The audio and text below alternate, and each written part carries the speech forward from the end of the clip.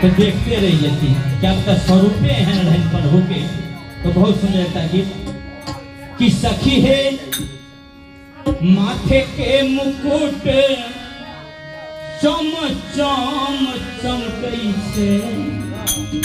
सखी सब एक दूसरे से कहते हैं कि देखियो तो दुल्हा के माथे के मुकुट कते के नीक चमके से नहीं।